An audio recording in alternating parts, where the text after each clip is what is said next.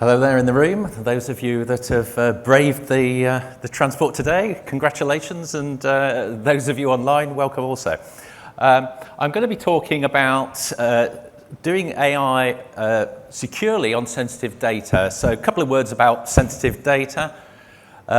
You've got some pretty obvious sensitive data within most organizations: financial data, internal emails, contracts, reports, documents on SharePoint, all that sort of thing, that if it were released to people who weren't supposed to have access to it, might cause damage to the organization. I've put commercial reasons, but that also applies as well for sort of societal reasons as well. And we've got legal and ethical reasons why you might have sensitive data. GDPR, personally identifiable information, but also you've got security data, military data, whole range of different data that you might not want certain people to have access to. I'm picking the title slightly, AI versus AI. So I'm predominantly talking about the AI at the bottom of this arrow here. So I'm predominantly talking about machine learning, but some of what I'm saying also applies to what the marketing department in any organization, including Arrow, would refer to as AI, which will include a much broader range of things. So good old-fashioned statistics, great stuff for doing business intelligence, reports, the like. Optimization, which is search, algorithmic planning, resource allocation, all those kinds of things on sensitive data as well will suffer from a lot of the same sort of challenges. But predominantly I'm focusing on machine learning. And this is half the room, it's probably this half, I think, is going to disagree with me where machine learning sits within AI, and this half, you're my friends, you agree with me that AI is a subpart of machine learning. I said, oh yeah, you might need to move sides if you're on the wrong side. So, and I'm going to be specific as well, because it's a lot to cover the whole machine learning. So I'm talking about supervised machine learning. So that's machine learning where you will train a model using some machine learning algorithm, and the key thing is you've got labeled data. Common example, spam. You want to detect spam email, so you need some. You need a lot of emails to train your model with, and you need to know which of those emails were spam and which aren't. So those are your labels. You feed that into some cogs, which is a machine learning algorithm. There's a big choice, lots and lots of different algorithms available. And out the other end comes a trained machine learning model.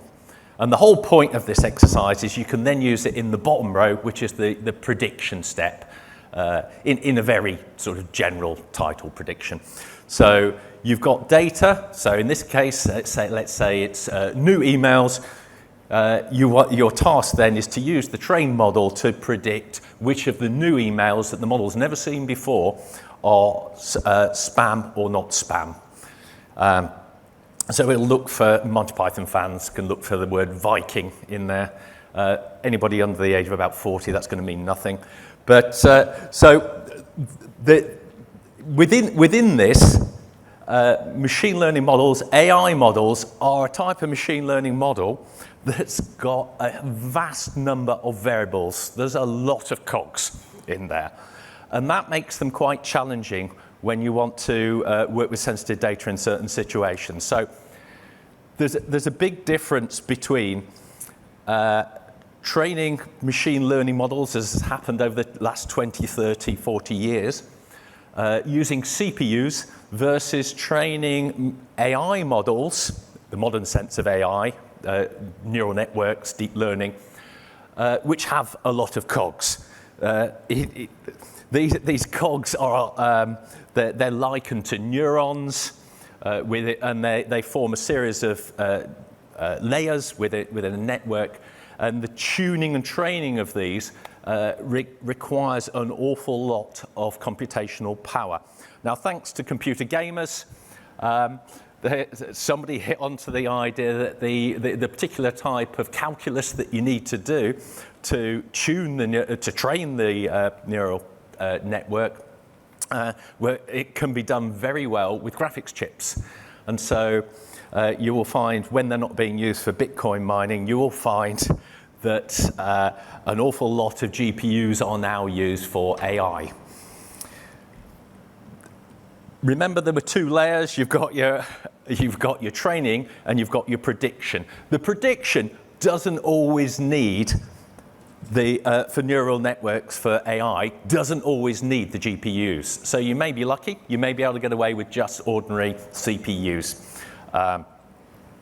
So this has a bearing on working with sensitive data. One possible measure of sensitivity could be where an organization decides to keep its data. So over on the left, you've got the very, I'd say, very conservative view of security, where data is kept in an air-gapped environment. Of course, there is going to be some sort of connection to the internet, but the machines that are doing the processing that you would expect to do your AI or machine learning on, they're not connected to the internet. So that causes certain problems, which we're going to talk about in a second. And then at the other end of the spectrum, you've got cloud. And you can see down the bottom there, I've labeled where you're going to find your GPUs, typically. Now, there's an easy solution to this. There's an easy solution to this. If you haven't got the GPUs, you go and buy some and you put them in your infrastructure. But if it's a highly regulated industry, banking, for instance, you might need to do quite a lot of convincing, go through a lot of process to actually simply stand up that hardware within the secure environment. And it's not always straightforward. And in fact, most organizations are currently situated in the hybrid space. Large organizations, I should say. Most large organizations are situated in the hybrid space. And guess where the most sensitive and prized data actually sits? It's in the on-prem. It's in the on-prem part. So you're facing the same challenges even in a lot of the hybrid organizations, even though you might be doing a lot of work for parts of your business in the cloud. So there is a lot of value. There is a lot of value in sensitive data. The fact that people lock it away like this means that it is really valuable. And so one of the cruel ironies of all this is that some of the data that you'd most like to apply AI and machine learning to is actually the most difficult, even within your own organization, it's the most difficult to get access to. So how do you go about, if you've decided you're going to do a machine learning project and you need to do it in a finite amount of time rather than waiting, as we have done with one of our clients, 8 years for the regulator to decide whether or not we can move any of the data to the cloud. If you can't wait 8 years, and usually machine learning AI projects, especially in the proof of concept kind of level, people are looking more at sort of a few weeks, a few months, maybe as long as a year, but that would be quite a long project. So there's a mismatch there. So what do you do? Well, there's some really obvious solutions, okay? The first one is, well, if you can do this, it's great. You take a data scientist and you put them with the data, okay? That sounds simple. If you need one, it's not too big an ask. If you need several, it might be trickier. And they may not be working in isolation. You might also need a number of supporting roles as well to also go with it. But let's just say it's just the data scientists, okay? You then need people with the necessary clearances in the right territory. And then this can have a big impact on the cost of doing the project, because of the labor costs is going to be the largest cost of doing this in all likelihood, onshore versus offshore. And then you potentially need that person or those people for the life of the project. So it sounds simple. It probably isn't. This is trying to find unicorns. If you can find these people and get them on site and keep them there, it's a very competitive market at the moment for data science. Then you're doing very well, and off you go. Train your models. You'll be fine if you can get your GPUs. So then yeah, you've got to have the suitable hardware. The simplest solution might be taking a GPU laptop. If you want to do an AI model, if you want to do a machine learning model, you can probably do it on kit that's already on premises, and you don't need the GPUs. But this situation, it's more common than you might think to actually encounter this need. We've had a similar situation within our own organisation for being able to work on HR data. Having to allocate a specific person from my team to work on HR data, and they need to go through certain clearances, so you've got a single point of failure. There's all sorts of reasons why this, although it's intuitively the best way to go, it isn't always the safest or most convenient way to go. Good news, you probably guessed this from the start, because the title of the talk, there are ways around this. There's a variety of techniques. Some of these I guarantee you're gonna know some of this stuff already, but I'll run through some of them. Three that really sort of spring to mind, and then I'll list a few others that are also worthy of mention. So here we go. The first one, this is a very boring slide for a very boring topic. Okay, so there's loads of tools out there to do this. And you've probably heard it mentioned, yeah, let's mask the data, okay? So this can mean anything from deleting the data, deleting people's names, or replacing it with a random string, removing addresses, removing all sorts of sensitive fields from the data, or everybody here, I guarantee, has seen a de-identified credit card number where you've got lots of X's and then you see the last 4 digits in an email, that sort of thing. That's an example of this technique.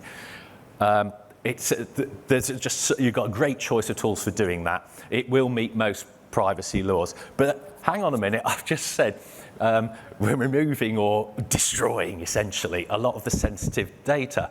But that's the whole point of this talk, is about doing AI and machine learning on the sensitive data. So that it may work for if there's some of the fields that are sort of also required but not core to what you're doing. Actually, what you typically want is the thing down the bottom there is obfuscation, which is a ridiculous word. But this is really a variant on masking, but where you preserve referential integrity. So if you replace a name, you'll always replace it with the same thing. So you might replace my name with 42 or 101 or whatever, but every time that name occurred, you'd always replace it with the same number. And you need different strategies for different types of data. You'll introduce random noise into numeric variables, geolocation. So postcode, you might generalize the postcode, take a higher level. So this all sounds really good, but depending on the risk appetite of the organization, they may or may not go for this. Okay? And there's a really famous example of where it went horribly wrong. And that is with a very laudable effort to open up medical data for research in the US. I forget which state it was, but one of the champions of this, when they opened up the anonymized data, some specialists actually managed to reverse engineer whose it was. And so how might you do that? Well, if there's only one house in a particular postcode, the fact that you've got a slightly generalized postcode still doesn't anonymize that location, for instance. And you can use external data, so it's possible to desensitize one data set, but what about all the other data sets that you can bring to bear and cross-reference? It's quite a challenge, okay? And there is some nice maths, if you like maths, There's differential privacy. But it's basically you've got to make a value call on the risk within the business or organisation about whether you accept this. So what happens if they say no? That's just like, yeah, we get all that. We like your differential privacy. No. Okay. Well, there is hope. This is a real sort of strong movement within AI at the moment. I'm sure a lot of you have heard of off-the-shelf models. And this is using the idea of transfer learning, that you train a model in one place and then you apply it in some other place in hopefully a related domain. Okay, so you essentially want to find something that's similar to the data that you're training on. That you're going to be predicting on. So you're going to train on something as close as you can actually get, but it might not be the real thing.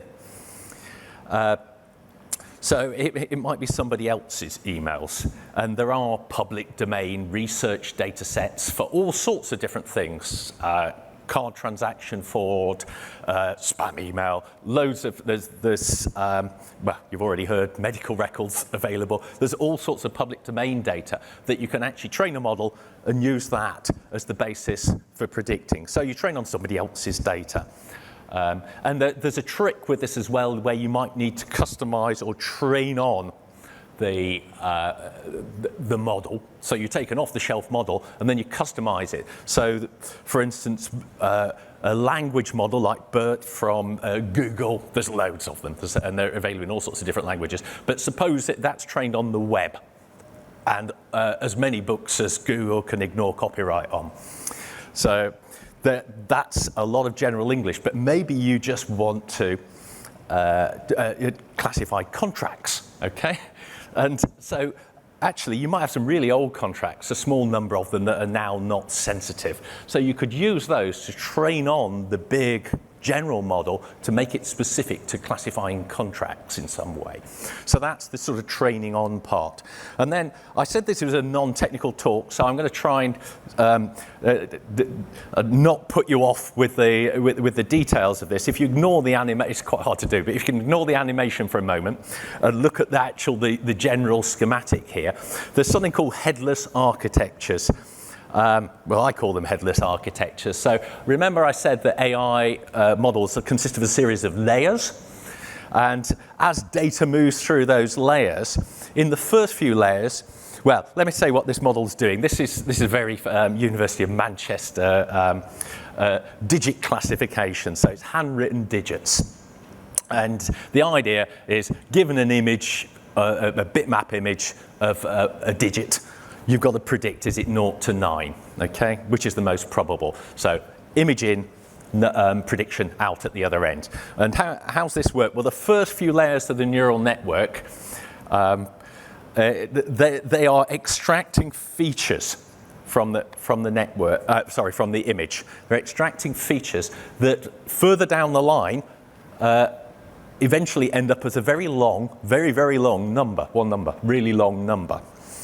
And that is then used as the basis of the classification. So there's sort of two stages to it. And one of the big criticisms of neural networks that you'll hear is, well, they're pretty opaque. It's really hard to know what's going on in there. And that's true. And there's some great work to actually look inside them, but I'm going to ignore all that. Because fundamentally, there's a one-way transformation going on all the way through here. And the little animation there is an example of what's happening at the input layer in this particular type of network, something called a convolutional neural network for images.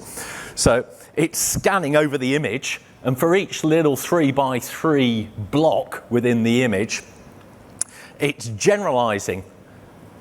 It's essentially taking an average, in some way, of those pixels, and then producing a summary statistic. Now, you know that when you take an average, you lose information. You can't recover the original distribution directly from that information. And that kind of process is different at different levels in the network, but it carries on. So you're essentially scrambling and encrypting the information in an irreversible way. So it makes it possible to actually do the feature extraction on site and then take the data out because it's been scrambled in an undecipherable way. And I mean, this is something that a real use case for us in Unisys is for detecting check fraud. So we can't take the images out of the bank, but we can take the long number that I mentioned. We can take those out of the bank because you can't recover the check image from that number. And we can do our training and refinement of the model, the classification stage in this, outside. And you rarely have, in real world applications, you rarely have just one model. You've got a sort of collection of different models arriving at a decision. So that's a third technique. And there's a bunch of others. Okay, and I'm not going to go into a lot of detail on any of these. I just want to name check them. Grab me afterwards if you want to know more about any of these. Yeah, semi-supervised learning to small amount. If you've got a small amount of data, this is a way of actually amplifying that data and making more use of it. So community or sector models, this is another specialization of transfer learning where you might share a model or reapply a model across an industry or sector. Upskilling, non-specialists, these places tend to, pretty much everywhere's got IT people. And depending on what you're trying to do, maybe you can upskill people. And we've worked with a large international airport to upskill their on-site analysts to be able to do the machine learning stuff themselves. So there's all sorts of possibilities, producing tools to support on site. And what I'm really excited about, I love this solution. It's a bit of American kit, but the company's actually based in Kiev, Ukrainian company, so they need all the support you can give them. They're a really good, interesting company. They've got this device where you can build a cluster on site. You can post these things, just ship them out, put them in a jiffy bag and send them out. And they arrive on site and you can just stack them one on top of the other. So you can build a whole cluster with GPUs and one power cable, one network cable. Definitely worth a look if you're looking at doing on-site training. So yeah, we're talking to them at the moment about possibly trying to get this certified for use within some of the industries that we're working with. So that's it. Basically, you can do AI and sensitive data. The techniques, there may be a lot of details, but they're pretty intuitive. Yeah, it's important that business leaders, technical leaders, regulators, other stakeholders understand these things and don't leave the value on the table. Exploit it, make use of it. There's lots of value for commerce and for society. So thank you very much.